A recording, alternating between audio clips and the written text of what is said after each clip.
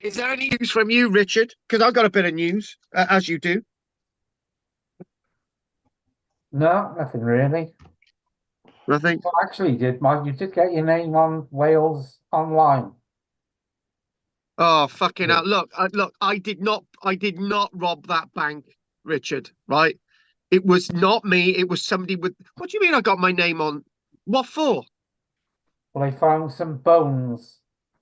The wall has collapsed down by Dunraven Castle, All right, yeah. and they found a load of bones there. Yeah. So they've related back. They've also got a piece that you did in 2014, Yeah. when the bones were down Nash Point. Oh, right. So basically, finally, people are taking notice of me. Well, they put a piece on this bit because of the bones being found in, and then it said blah blah blah. Not far away, all these bones were found in Cumnash. So, and you actually had a mention. Oh my God, I actually had a mention. Oh, Yeah, wow. Oh, do you know what? I feel privileged by that. I really do. And that's to you, go. Go on you've, Wales Online. It's on there. oh God, do you know what? Right, Wales. I'm gonna write that on in Wales online mention uh back to Monk's Bones. Do you know what? That's made my day. I Yeah. like that. I like that. Right, okay, Kate. I want you usual thing. I want you to say something so I can just finish getting this thing set up in the background. Go on, Kate. Give us some news. I can. Can you hear me? You Yeah, we can. we we can. Can I just mention, Kate? You seem to have gone really. Um, your volume seems to have really gone off over the past few whatever. So anyway, Kate, we can hear you. Oh, jolly good. Oh, I hang had an on, hang on, extra stop. speaker. I It's turned it off. perfect. It's perfect. We can hear you. You sound like a rasping old witch now. That's brilliant. I can hear you. Jolly good. Yeah, go on, say something. Um, don't know. Oh, no, Ruth. The lady with Oh the yeah. broken legs still has broken legs, so she's off Uh, doing the horses today. I gotta be honest with you. I gotta be honest with you. It's quiet where you are today without Ruth. Do you think? Oh God, she don't have talk. I tell you what, she's got verbal diarrhea half the time. There I am. So anyway, we love Ruth to bits, including all the food that she gave us. Um, what the hell's that strange noise? Okay. The gardener. Look, not a problem. It's nice. It's nice having some vibrating tones occasionally, so that's good. Right, Yes, it Sully and District. is. I'm just Piggy on gonna the internet. There he is. There he is. thinking on the Okay. internet. Ah, Good. So, well, my news is that after you guys had all left on Friday, at the studio, I spent 4 hours and I basically cleared the thing. So, so when you go in there now, um, there's all the books are on the shelves. Everything else is out of there. The cabinets are against the wall. There's some artifacts in the cab in the tables out. The chairs are there. The only bit I haven't done is the surface, which I'm going to do on Saturday. So it looks really good. Um, just gonna what say, else is it? Charles, it was yesterday, Yeah. not Friday. Well, that we were at the studio. Yeah, No, Monday, you mean? It was Monday that we were at the studio, Richard. you're right. Yeah, well, it was Monday. You said I Friday. lose track too. Terrible. Hang on, Oh well. I thought we were.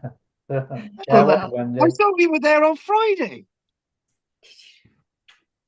I don't know. Oh, That's your word as well. It was oh God, Monday. We were all down there.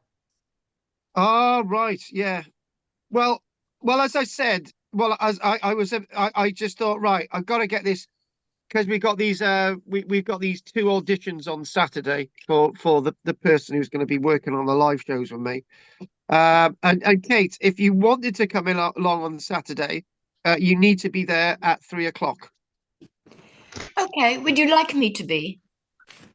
Well, I'm in an hour in over this because because you're not a member of the you're not a member of the auditioning team, but however, it might be interesting to have somebody else there, because when the 2 of them are waiting to be auditioned, it might be wise to put a table in the yard if it's a nice day, and have somebody there to have a chat with them.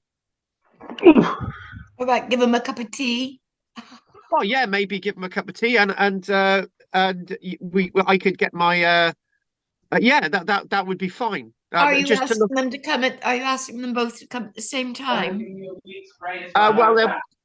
Well, they'll probably turn up, and to be honest with you, we do want them. We do want them around to have a chat with each other at the end, because there's more going on than they know, and there's more going on that I'm going to let on to you as well. So, Ooh, spooky. He's such a man of many secrets, isn't he? well, the thing is, you never know. One of them might be watching this, so I can't say anything. Right. So anyway, we're going over to Sully now, and that's where we are. And screenshot. So we've got some really nice images today. This will interest all of us. And oh, actually, it's the image I wanted to start off with. How the hell has that happened? Oh, right. Okay. Brilliant. Now, Ooh, over the past few weeks, we've been looking at sort of old publications, and we've been looking at various different bits and bobs with Baron District history, and this is directly linked with my column in the Baron District News this week, because that is the boat that I talk about. It's not it's a ketch, right? But that is the vessel that I talk about in the Baron District News this week. And I just thought, well, it's quite appropriate, if any of you do read the Baron District article, that you actually see an image of the vessel that I talk about. So Baron District out tomorrow. We're looking at the Sully ketch, but what we are going to look at today is Sully in general. And this is going to be what this is. This is linking a few loose ends with Sully. These loose ends with Sully directly link us in with some of the Barry stuff. And we've been talking about shipwrecks and various other things recently, and we occasionally talk about the railway line going through Sully. And I just thought, right, wouldn't it be a good idea just to do a bit of Sully today? So this is a nice watercolor of the mill building, which was still in operation in the 1920s, known as Hayes Mill. Now, the cap and the sails are not on this illustration.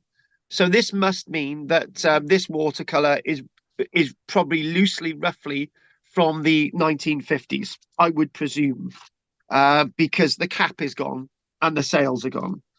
And actually, I've got the precise date from this. This isn't from the 1950s. It's actually from 1934.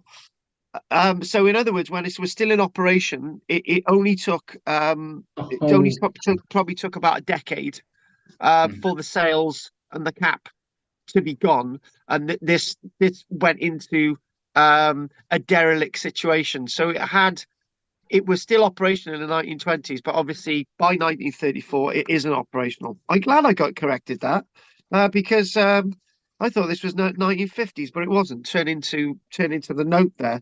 Now, Hayes Mill for me is a rather interesting site, in that I managed to get access very recently, and I managed to do a film. And since then, because of my footage, they have put a different fencing around the site, and you can't get into it at all now, except if you've got my bolt cutters, you can. Oh, did I just give something away?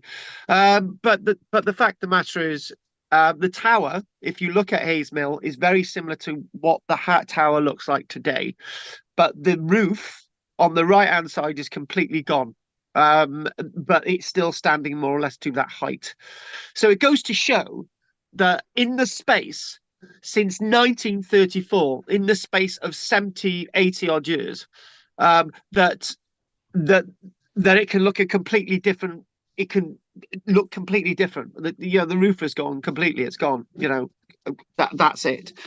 And I could probably say, and Peter's gonna say, oh, is that Cornish slate on there?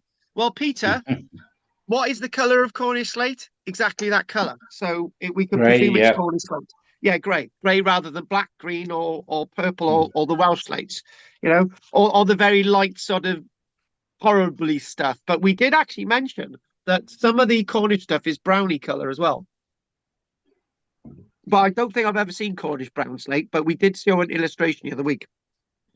So as we started going to Sully, this is obviously on Hayes Road. Some of you have passed this with me, and we've mentioned this. And what we've got then is we've got a more of a clearer image in this. Oh, hang on. This is actually the unknown catch aground at Swanbridge Beach about 1911. Now, this for me is an interesting boat, right? Okay, miniature ship. It depends on which sort of Jane's book you actually look at. Oh, by the way, Richard, you were wanting to know what the Bonanza looked like. If you can get hold of a Jane's book, from Barry Library, as far as I know, has got the Jane's books. And the Jane's Maritime books might have a design similar to the Bonanza design that you actually need, Richard. So if you manage to get access to the Barry Library, I would advise that you look at the Jane's books for that. Anyway, this is an unknown catch aground at Swanbridge Beach.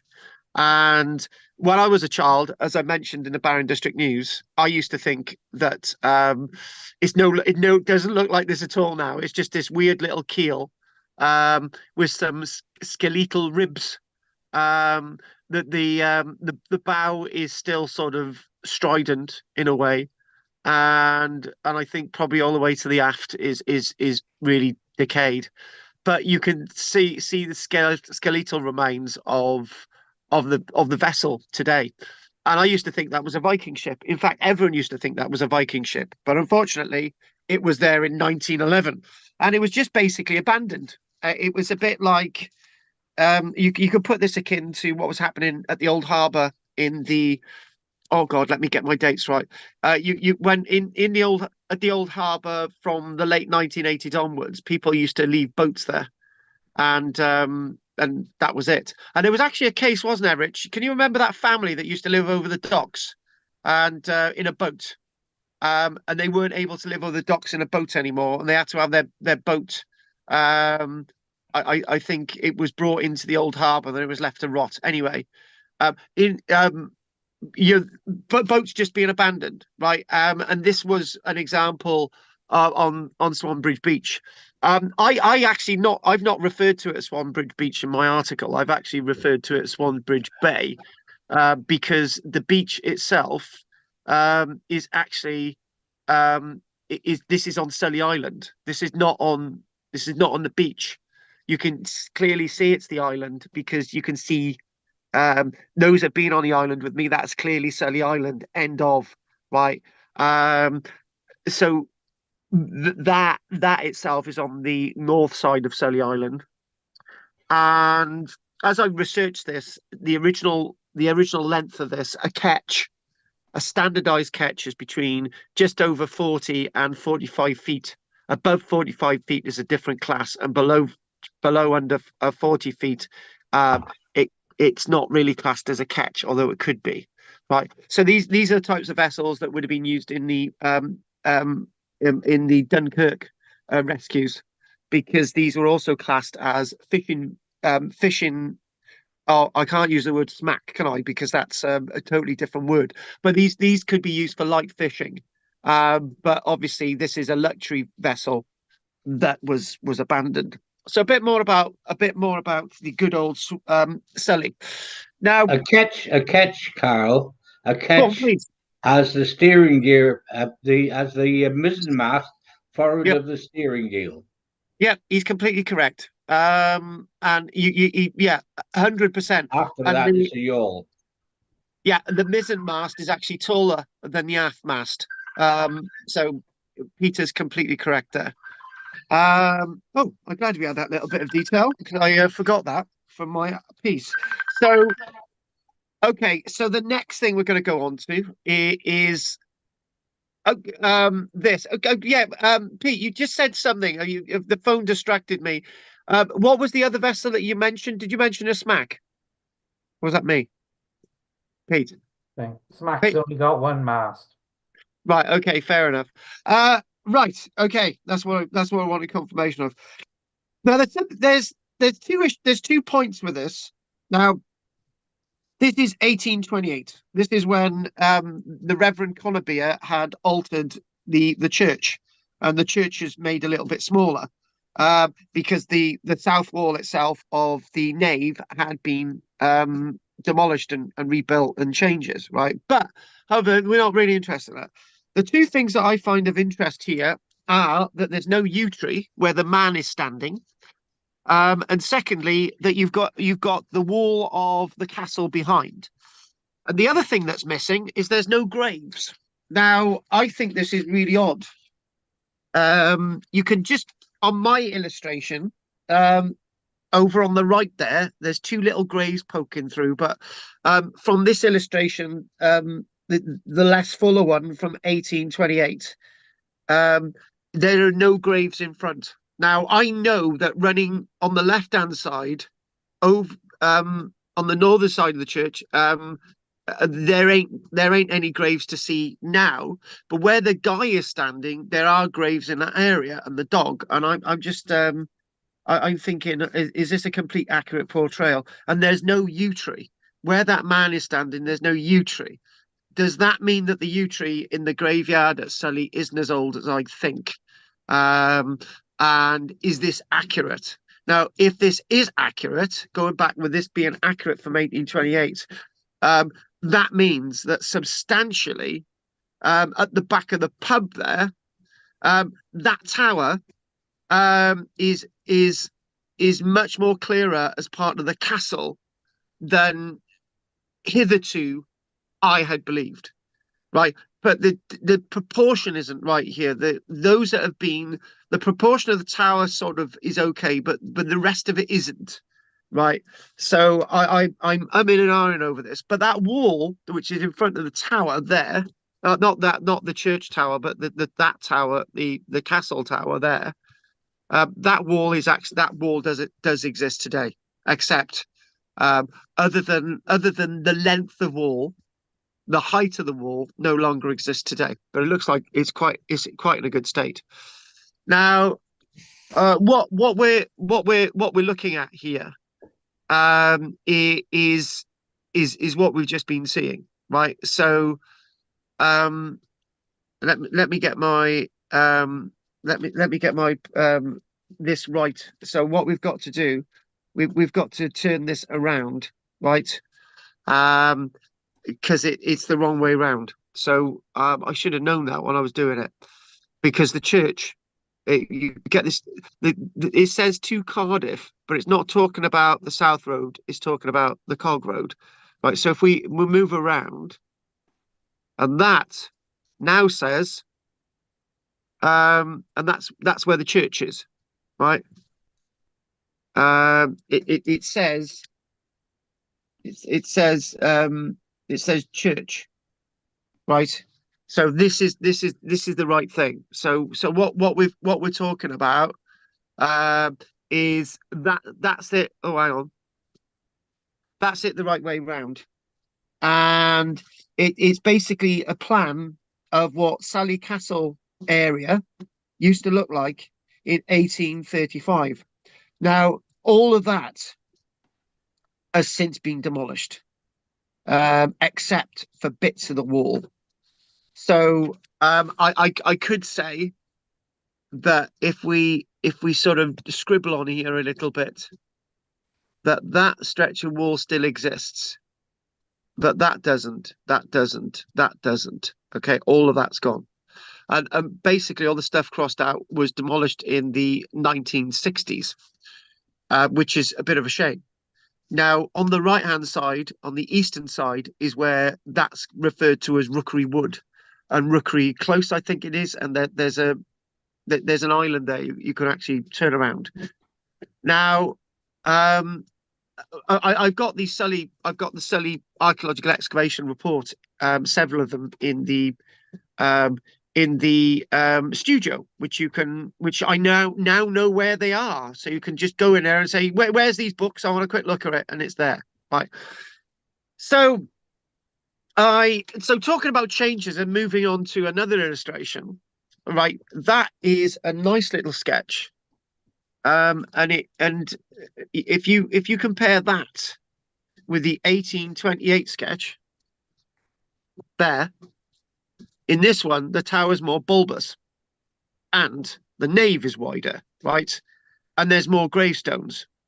And it clearly looks like in the foreground where that guy was standing in 1828, there's actually a tree, right? So this illustration shows that sometimes you can't always go by illustrations that people have put together in the past, because there's clearly a lot more graves, and chest graves there as well.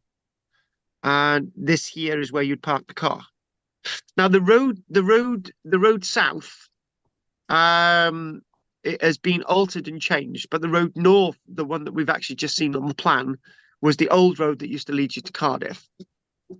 Now, I do believe that that tree there is there, right? And it does look very different. And actually, Kate, you're gonna have to go with me on this one. Am I thinking that gravestone there is the Bonanza gravestone? Oh gosh, I wouldn't like to say some. Yeah, Hang on a minute. If this it's is near. It's near as you're facing there. It's towards the back of the church. Right. And you know what? I It's screwed up. nearer to the wall. It's like 2 rows from this side from the wall. Right. You know what I've screwed up, Kate? The Bonanza went down after 1860. So, but what I'm trying to, what I should have meant is that so the gravestone wouldn't be there now, but we can get an idea where the gravestone is. So the gravestone you're saying is closer to there? Yeah, close to the rear, near Okay. to the church. You know, maybe 3 yards, 4 yards away from the church, and near to the church wall. So it's around here. Right. no, Okay, but got you. blah, blah, blah, blah. I'm trying to say this near the far wall, the other end of the church, the wall that goes from left to right next to it, right? That wall. Right. It's near. It's 2 or 3 rows from that wall, and you're pointing at the church again. Right. Okay. Where are we? Well, when you talk about the It's wall, maybe it's a few meters from the church, yeah.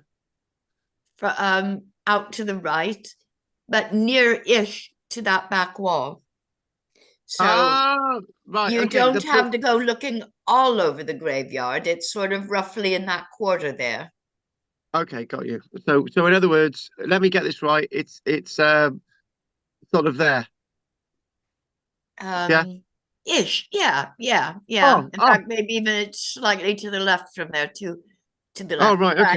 Fair enough.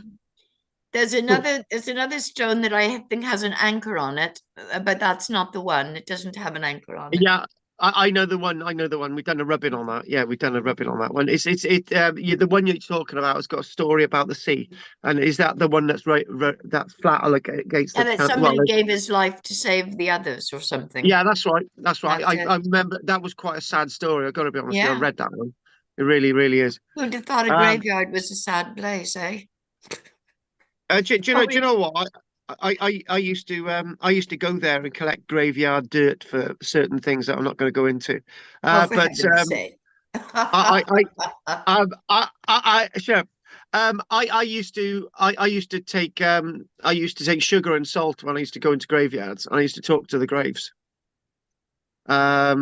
Yes, that was when I was lonely and all alone, and I didn't have a woman in my life. But that's life. Anyway, bells, bells, bells, bells, bells, bells. Now, we've these we I can tell you a little bit about these bells. Right, we're going to do the bells. There we go.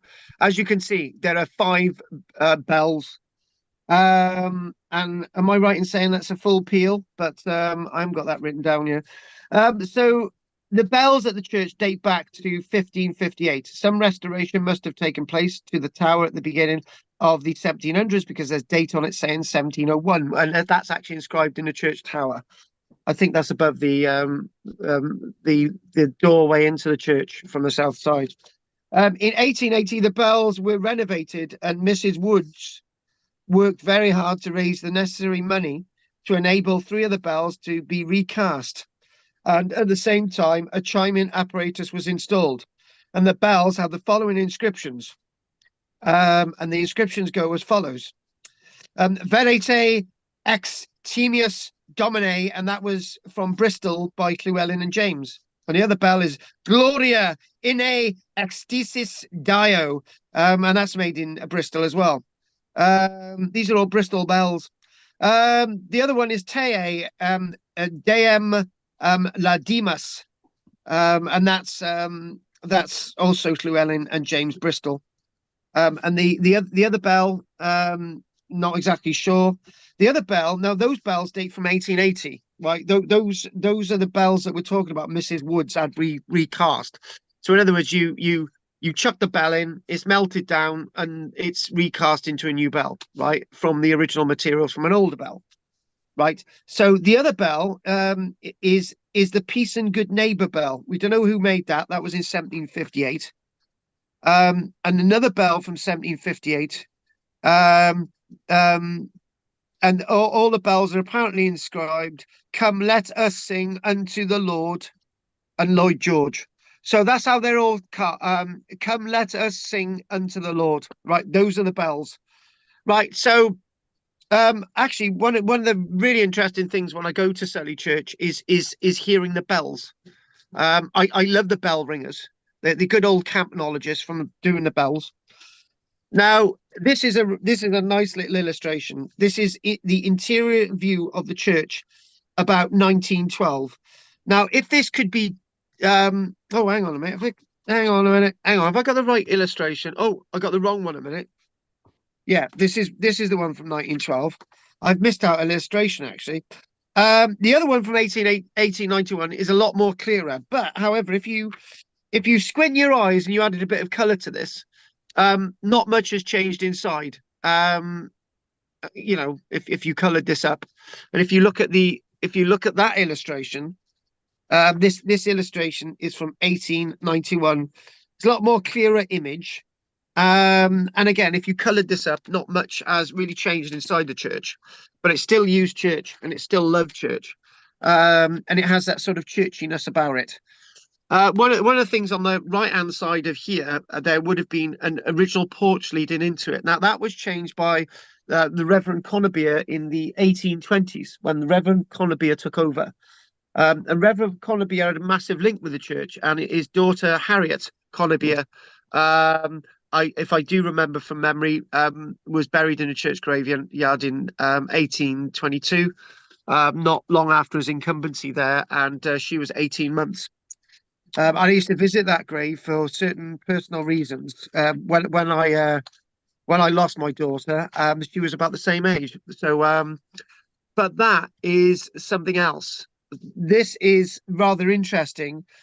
View of present font with the old wooden font in the background. Right now, I do believe that's the old wooden font there.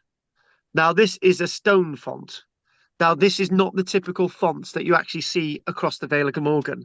Now, the typical fonts across the Vale of Glamorgan are fonts that are made from Sutton sandstone. And those Sutton sandstone fonts from across the Vale of Glamorgan are actually very plain. So this is not one of those fonts. So this is a much later font, very garishly decorated. And so view of the present font. And again, looking at this church, things have been added and changed, but the main church as a church that was being refurbished and in its own was throughout the 1800s, a bit like Cogan Hall Church that me and Richard rewrote the history of St. Peter's at Cogan Hall Church. That was basically totally restylized at the late 1800s, and you could talk about Romney's church at St. Nicholas from 1876. But this is a church that's seen massive changes in the 1800s. Very few churches in the Vale of Glamorgan have remained as they were. Llanfranac's church, which is outside Cowbridge, has basically remained without electricity, alongside Llanfihangel Church in the Vale of Glamorgan, both without electricity. The one at Llanfranac's, if you want to see a traditional proper church in the Vale of Glamorgan, that has remained. It's gay, styly from the medieval period. You need to go to Llanfranac's. Now, I do like looking at the frontages of the Sully Church, and one clear thing is 1900s. You can see a really well established yew tree. Now, I'm wondering if that yew tree was actually there in 1828 when we actually saw the other illustration. It looks, yew trees take a long time to grow. Right, and that's the yew tree in 1900. So it's only 72 years later, and you're not going to grow a yew tree that quick, right? So and you can see that the church is more bulbous, more fatter. The nave is a lot more clearer, where you can actually see. I've done talks on this where you've got the ivy there. That was where the original porch was into the church, but the entrance into the church is actually the tower now. The door into the tower from the south side, rather than a porch, which is a very different design when we're thinking about Sully. So when we do actually poddle off to Sully, by the way, guys, I thought I'd mention something that Peter told me last week. He said if we ever do organise a trip to Sully, he's gonna take his big water flask and cups for everybody, and he said he's going to buy us a cake, and he's going to take that. That's Peter's contribution. Thanks for that, Peter. I really appreciate you offering to do that for us. So when we go there, Pete's going to supply all the refreshments, and Pauline's going to make the sandwiches, and she's also agreed to doing that, so that's good. So anyway, so when we do go there, you'll know a lot more about the church and the story of the church, and in many ways not much has actually changed, except what we are going to do through technology, right? And we're going to tell you what things are no longer there, right? And we're going to Kate, we're going to do a bit of technology. Kate's going to be impressed by this now. Kate, watch this. Hang on. Why is it? Oh, right, okay. Now, if we go with that there, right, we're going to erase things, right? We're going to do a bit of spot erasing. I love this. So the things that you don't see there anymore is she's gone. She's not there. And the other thing you're not going to see there anymore, she's gone. And the other thing that you're not going to see anymore is the lamppost is gone. See, there you go. They don't look very good at all, does it? But anyway, the point is the one thing that has massively changed is the gateway. You've got a proper, what was it, a Lynch gateway or whatever it's called, and that's different. You've got a little porch there into the church graveyard. And interesting enough, my parents were actually married there in the 1860s. So they were actually married at Sully. And interestingly enough, this time, do you know I said I was going to do a link thing today? Sully, my mum lived at Caddock Avenue, which is near Laura Street, which is off Cardiff Road, right? And Caddock Avenue was actually in the parish of Sully, not Caddoxton, right? So my mum um, because my dad didn't go to church, right, and my family had linked with churches at that end, right. My mum was actually in the Sully parish, right, not the Cadoxton parish, and even though today, Caddick Avenue in Palmerston and Laura Street is actually in the parish of Cadoxton, and my mum also went to Palmerston School. She first went to Palmerston School when she was a little tot in 1947. So that's what the link was with Sully.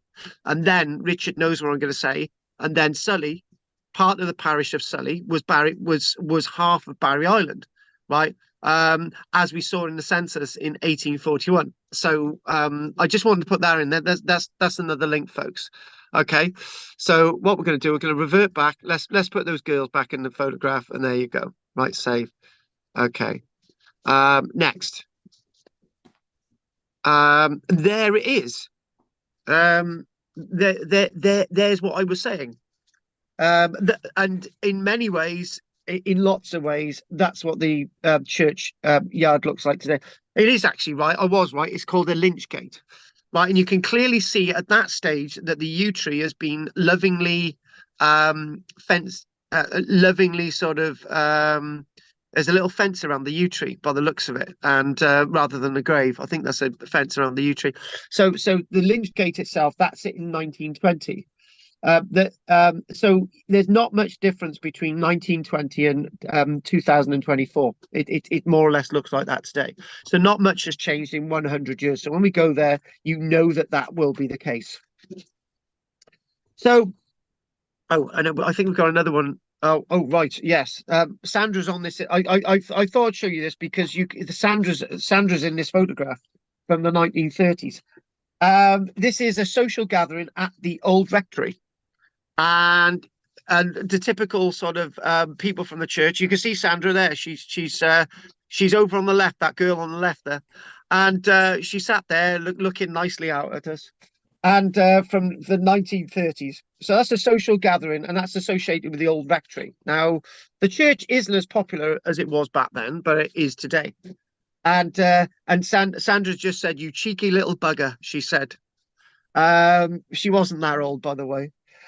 So this is again another illustration of Sully Church. You can actually see that it's really populated with graves. Now, there's one thing that I would say is that, strange enough, this is from the 1911, right? And so the other angles don't really show the graves in their true entirety, right? And you can clearly see that you've got the doorway into the porch, not the doorway, the door into the tower there on the left. You can clearly see that. And there's a lot more noise in the church graveyard. I'm just wondering if all those graves are still there. I'm just wondering about that. It might be the perspective. I don't know. It just may be a bit more crammed in. Really don't know what's going on there. And the next thing is the very famous Daniel Conybeare. And there he is. Now, his daughter Harriet Elizabeth died in 1922. This was exactly the year that he became the incumbent rector, William Daniel Conybeare, in between 1822 and 1836. We can say a few things about Conybeare. He was actually an antiquarian, but he was also a geologist. He was really into his geology, and William Conybeare was by far, I would say, one of the most influential churchmen. That from, he's the one that altered lots of things with the church, and he probably made the church come alive again. He probably made the church sort of become the church that people want to be at, right? And he looks like a very learned man, and so on. Now, again, we don't often get things like this, and I just thought I would chuck this in here, and this is actually something that we don't usually hear about anymore.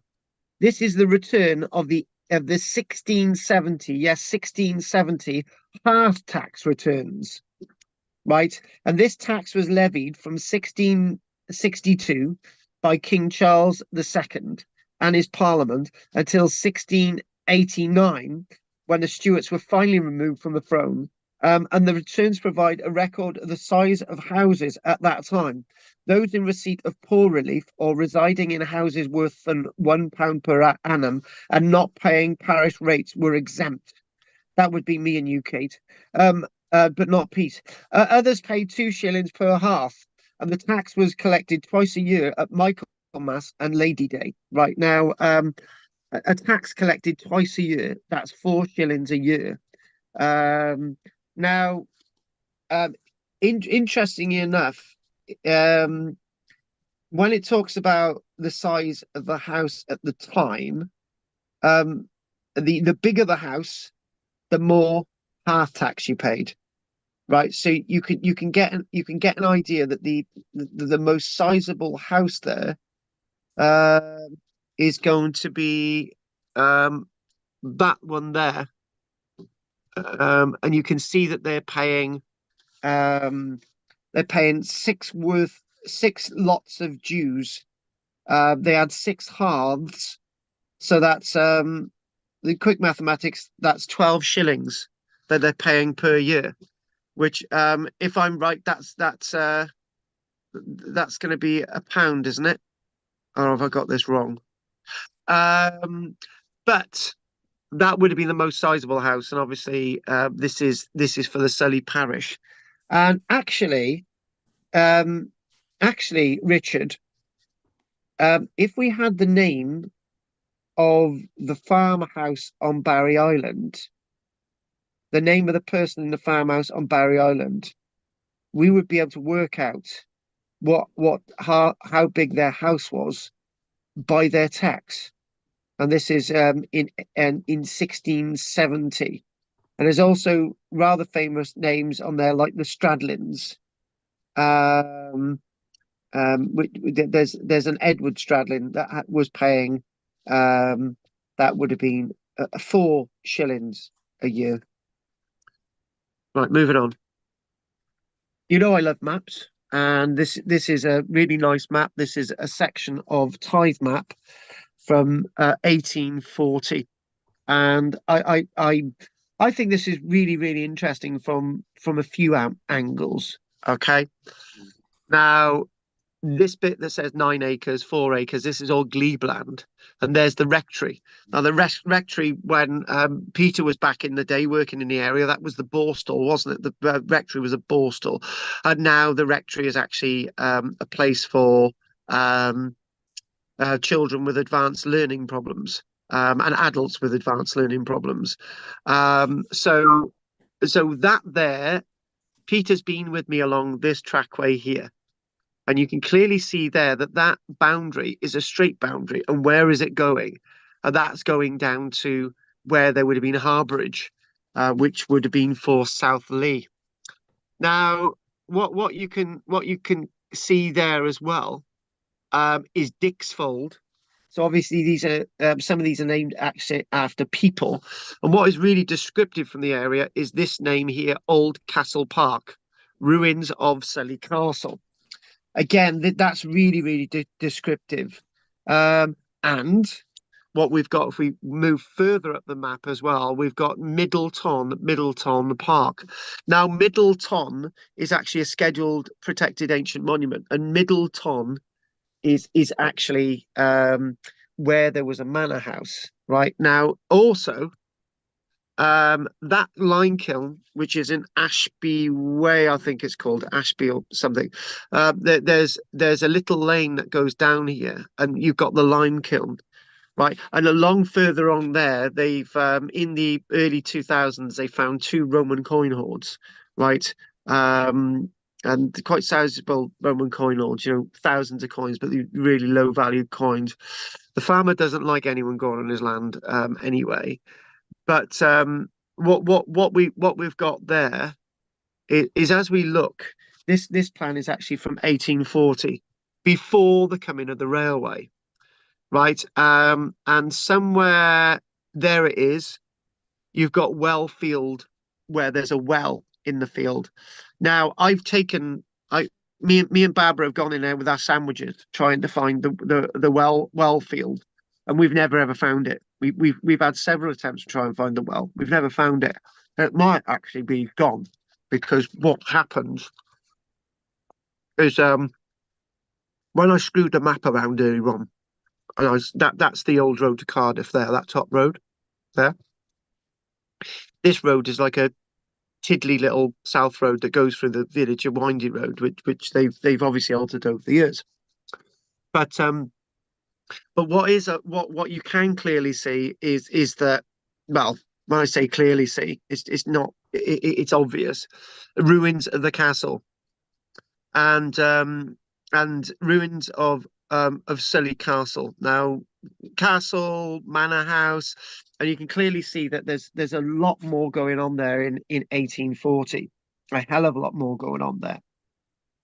If we go a little bit further on over to the top of the screen again, and we move around, what you can clearly see is the road landscape here has been really much altered. And if I can draw this on properly, I'm going to put the new bit of road in there. Now this is thanks to Yankee Doodle, right? So I'm not sure I'm going to get this right, but there is where the new road comes in, right? Basically, it might knock off the well, right? But that bit of the green road was what was restylized from the 1940s onwards, right? And you got that direct road, because that there is blocked off. So they changed the road, and obviously the railway lines going through as well. And also of interest on here is where it's got white style bridge, and these here inevitably water channels. These are all water channels or reens. Now at high tide, this is all flooded. This was still at high tide. This was all completely flooded in the winter months, and this would naturally be something that I've mentioned quite a few times. And the high water mark is, as I'm going to draw it, just as straightforward as that's the high water mark. So you can see that on both sides, Sully is environed with water. And well, when I say environed, that means completely around, but it's got a southerly aspect of water and a northern aspect of water. When you think about it, the Sully landscape is a spit of land that runs all the way to the Bendricks, because there's water on the north, water on the south, water on the western side, right? So that's what's basically changed within the environs of Sully today. Now, I wasn't really too sure I was going to chuck this in here, but this directly links with an image that's going to come up with. This is Old Sully House. Now, Old Sully House, if you go down to the old Swan Bridge, you've got the old Copter's wife on the front, and if you get out your car, park your car there, and there's a stile, and Richard, that stile is very difficult to get through. So you've got to park on the opposite side. But if you park on the opposite side to that stile, you can you've got some new build houses. One of the houses I was actually involved with an archaeological watch and brief, where we found a medieval key associated with Swan Bridge. And then a bit further on, you've got this building here. And this building is, in fact, Old Sully House, that's directly linked with this guy, who was Sir Joshua Guest, who died in 1852, born in 1785. Again, another sort of polymath, another sort of very rich, wealthy type geezer. Guest, one of the mining magnates for the landscape as well, and who owned that house. So if we move on a little bit further, another map. Now, changes are abound, because what there is now is a railway line. This is from 1914. And what they've done with this, they put the original names of the original tithe map names from 1840 onto this map from 1914. Now, what you can clearly see is that the railway line is now really starting to dominate this landscape. And there are more houses. There are more houses starting to take over, and you can see there that there's bridges and accesses into the fields above, and you've got this road here that leads to, there it is, Cog. You can just see it off the plan there, Cog Farm, and just further over, it's actually cut off the map. It's actually got Swansea Halt, and you can just about see on here. If you look on the side there on the left, you can actually see the word station. That's actually where the station is today, Sully Station. And you've got the church, and you've got you a bit further on. If we had the full plan, no, that's not the church. No, I've got that wrong. That's not the church.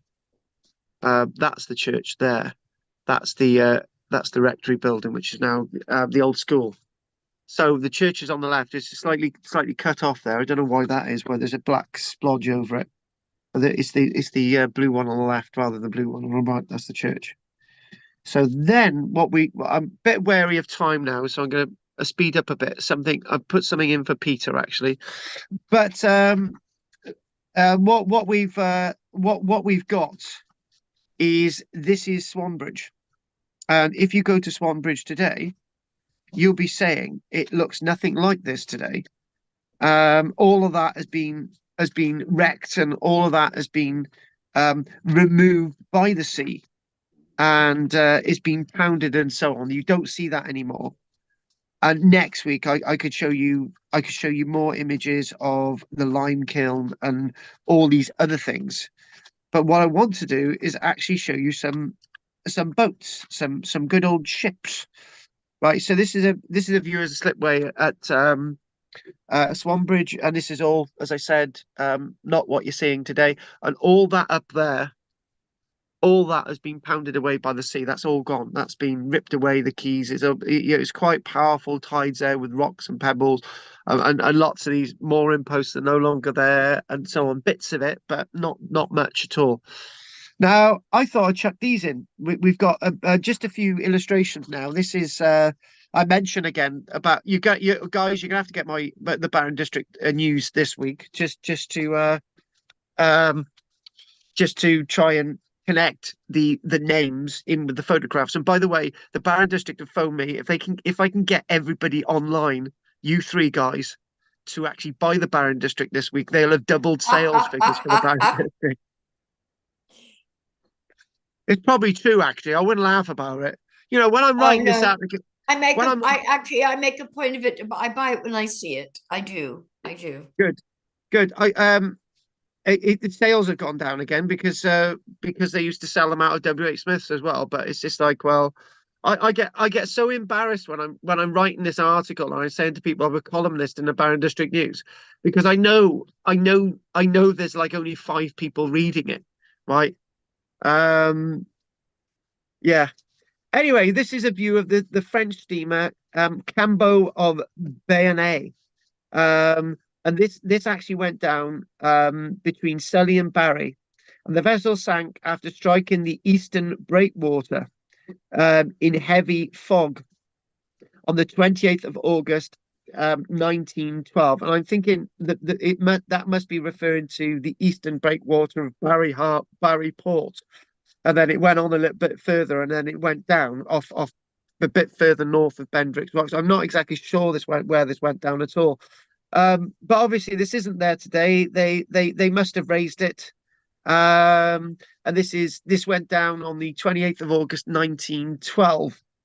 And then the next image you've got is a much clearer image of the unknown ketch that we've mentioned, and is my article this week in the Baron District News. This went down in 11. It's a lot more clearer, and the mizzen mast is a lot taller there on the front, and you've obviously got the aft mast, and you've got lots of the rigging, and you know, it doesn't look like in a bad state. I've got to be honest with you. And it's wrecked on the rocks there. Not really wrecked on the wrecks, wrecked on the pub. That could have been lifted quite easily. That could have been patched up and lifted. It would have probably taken a week. You could have patched it up, and for whatever reason, it was just abandoned. And I don't know anything about boats at all, really. But if that was there today, somebody would go out there and it would be lifted off and it would be sort of owned. So I don't know what happened with that. I don't know what the maritime laws are, but it was just abandoned. It's still there. Now, this itself, as you can see, is an anchor on the Sully beach, but you can see that it's actually a massively sizable anchor. And that guy there is a reporter. And I don't know if you can see the policeman in that illustration. If you look hard, you might. But events like this, you can imagine this would have made the news, that there's this huge, massive, bloody anchor on the rocks, and you're just thinking, how did this get there? Because the vessel that would have carried this anchor could not have gone very close to the rocks at all. So I don't know. I don't know anything about this. Again, it's not my field, maritime stuff like this. But this is quite. There's quite a few tons in this anchor.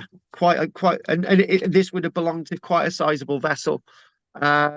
Very similar to, and that was 1911. Very similar to this vessel, right? If in fact this is actually the view of the steamer Pilton that ran aground on Sully on the 27th of December 1924, and it remained there to be lifted off on the 8th of May 1925, and it was there for quite a sizable time. And again, I'm not a maritime expert, but one thing I am a maritime expert on is people going to see a shipwreck. Look, they're all lined up there.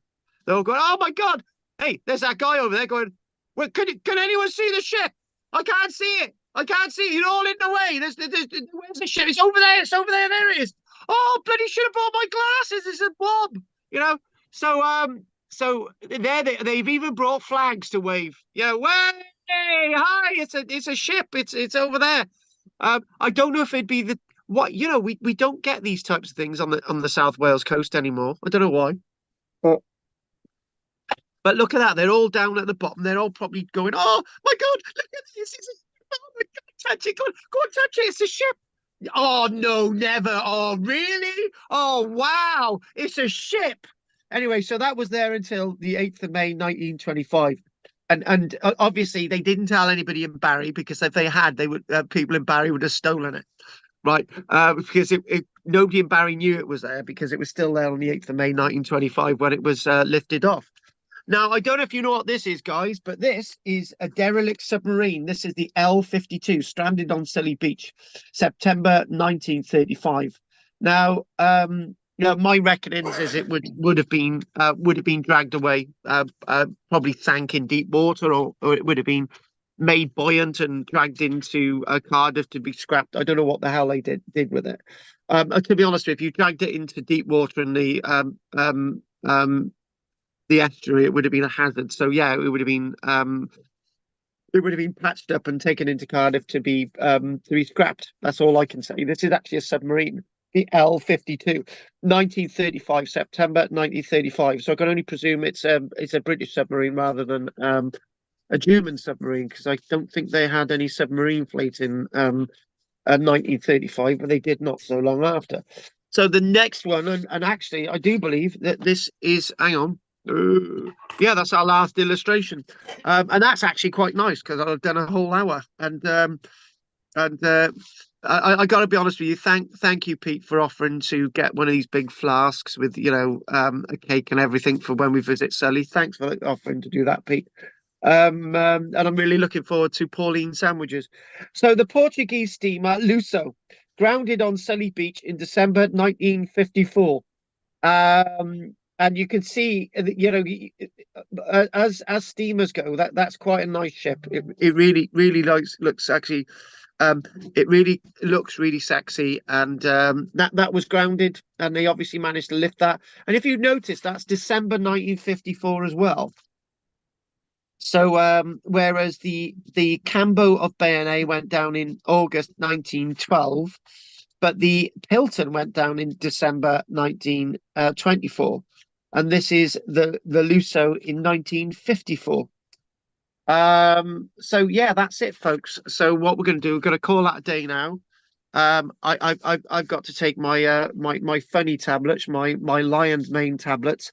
I'm going to go out, have a few cuddles of sheeps, and then we've got the class tonight, Wednesday, as it is, at 7:30. So we're gonna call that a day and find out if there's any questions. Right. Okay. I got to be honest with you. Pete's not grateful at all. I put all those vessels of ships in for Pete to see, right? And he hasn't even said thank you. I'm disgusted with that, right? I really like those. I really like those boats, Pete. I know you probably went on every. I gotta ask you this, Pete. You know the last one that we saw, the Portuguese steamer, was that similar to something you went out on sea with? Was it? Yes, very similar. The Yeah. Thistle Moor, I was on that for something like 6 or 7 trips to Canada and places, pick up wheat and pick up timber. Yeah, I thought so. So it was more like the Portuguese steamer Luso than it was the Pilton, yeah? I arrived in Barry on a ship. Yeah. And they closed the Suez Canal, and I was on an old British tanker, and they said you have to go all the way around the Cape, which we did. And we called into South Africa for stores, and then we came up. It took us 3 months to get right around the Cape and back up to the to Europe again. And then they said you're going to Barry for dry dock, and we said, where the hell is that? Somebody said it's in Wales. It's who the hell want to go to Wales? And I've been here ever since. Yeah, well, 1957. More bully you, Pete. Yeah. How long you were out at sea for 7 years, were you? Sorry? You were out at sea for 7 years. No. We had to do 9 months at a time. No, What I mean. No, I don't mean that. You were in the yeah, at least 7 years, yeah. Was it the merchant marine or was it the merchant navy? Because you definitely weren't in the Royal Navy. No, the merch. Right, okay. I just saw a chart about tattoos that seamen get. Do you have any tattoos, Peter? No, I don't.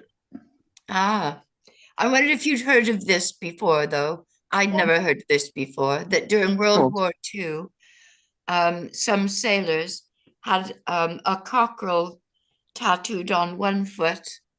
And what was on the other one? I'm trying to remember. A cockerel and... Oh, I'm sorry, I can't remember, but it was another animal. And the reason why is when a ship was wrecked, these cockerels and whatever this other animal were usually only survivors because the crates they were packed in used to float. So it was like a superstition or a sort of joke that they would have those tattooed on their feet. Never heard of that. I got to go back and find out what the other one was. It was a cockerel and something else. Anyway. So what you're saying, the only animals that survived the shipwreck were a cockerel and whatever, and therefore if they had that on their feet, crates of them, full of them. Got you. Poor bastards. Right. Okay then. Kate, anything else you want to say? No, but that was interesting as always. Thank you very much. Good. Okay, and what about you? Anything from you, Richard? Only a bit with a castle. And a Yeah, lot go of on, Sully a lot Castle. of the stone and that was taken by a guest. Joseph Guest, was he? All right. Because he bought the manor of Sully. Guest. And he was accused of being a vandal. The guest. Stealing all the stone from the castle. Right. The photograph of Mr. Guest that we showed earlier on, who owned Sully House. Exactly. Yeah. Right. Was it used at Sully House then? Yeah, I put that together with that as Lovely. well. Yeah, Guess that would make sense. Nettlefolds he was connected with. Huge He was company. he was connected with what? Guess Keen and Nettlefolds. Guest Keen. Yeah. GKN. And that was in Cardiff, wasn't it? Well, nationwide, eh? That was a metal foundry company, wasn't it? Yeah, sort of Yeah. metal products. Peskeens and Nettlefolds, yeah, they made all the screws and things. You know, nuts and bolts and Nuts you. and bolts and screws. Got you. Metal pins and stuff. Got you. Right. Okay then. Right. So we done Kate. So anything from you else from you, Richard? no, that's it. Right. Kathy couldn't make it today. I can't remember. She told me that she had something to do with the bathroom, and obviously Ruth was busy. Builders in or something. Yeah, and I don't know what happened to Anne. You know what she's like. She'll probably turn up now as we've finished. Right, Peter. Anything you want to say? No, nothing I want to add. It was good. It was good. Good. Well, no doubt, Kate, if you stay on for a moment at the end, no doubt I'll see you tonight, Richard, and I'll see you next week, Peter. And I'm just going to have a look at my diary to make sure we covered everything. And I do believe we have. So yes. All right, You've lost then. your comb, have you? I've lost my Chrome. Comb. Yeah. Yeah, all right. Yeah, I have. Yeah, shut up. No, that's the new doorway he has into his round house. It's a hedge. He crawls through it backwards to go in and out. Thank you. I dragged through a hedge backwards. I got it. Thank you very much, Kate. I love you too. Shut up, you witch. Right. Well, there's one thing about it. You couldn't drag Richard. No, not Richard. Actually, I'm going to insult Richard now. You couldn't drag Richard or Peter through a hedge backwards because you wouldn't notice any difference. I'm a cruel bastard, Silly. but I want to be. It doesn't I am actually due make for a any haircut. sense, but it's funny. And Peter's going to have a haircut soon.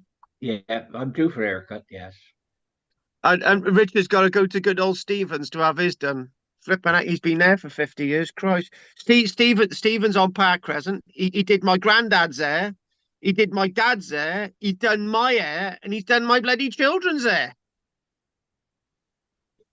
Flipping heck. Right, okay then. Well, that's me done. Hang on, Kate. And Richard, I'll see you tonight. I'll see you next week, Pete. Okay? Yeah. Night. Yep, See you, Pete. okay. Yeah. Bye. Richard. Bye. So long. Bye-bye. Bye. Bye-bye. So long. So long, so long, so long, so long, so long, so long. Oh, I had somebody have a go at me on TikTok today, Kate. Right? Have you come off YouTube? What do you mean? Have I come off you? Oh, right, yeah. You stopped streaming.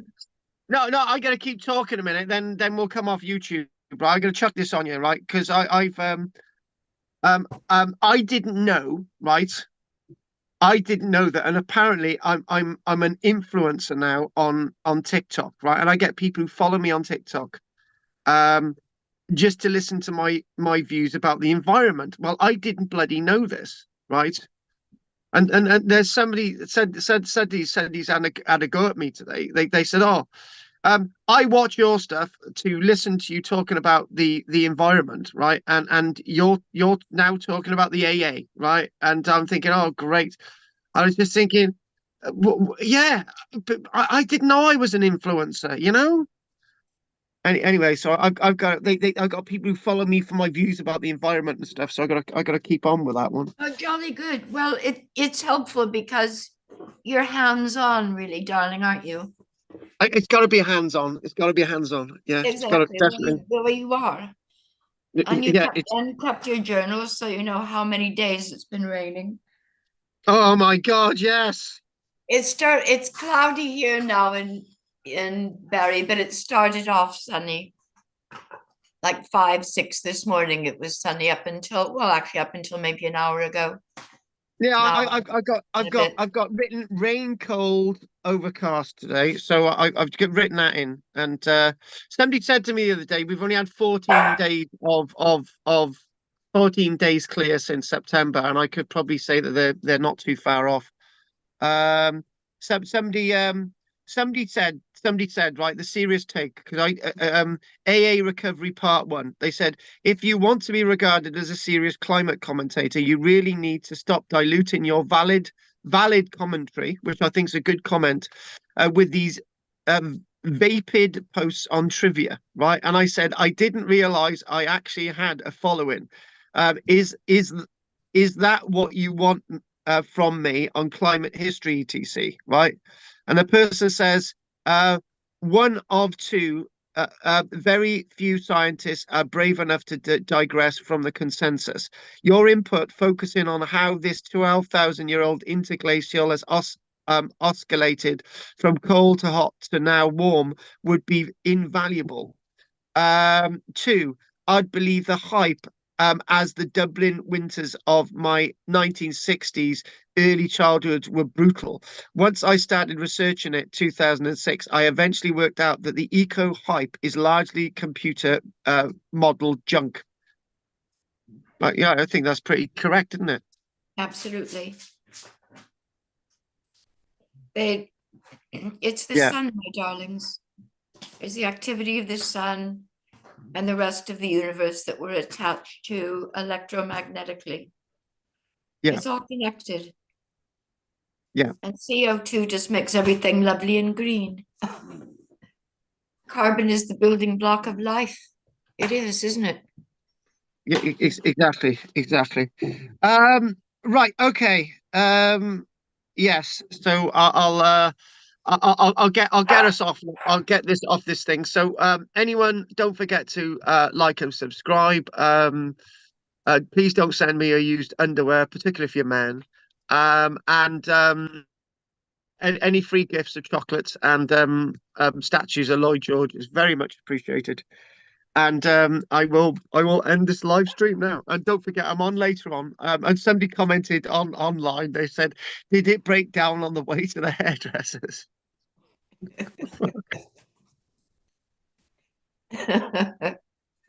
Oh shit! Yeah, yeah, true. Right. Okay. So right. All right. So I got to get off the line.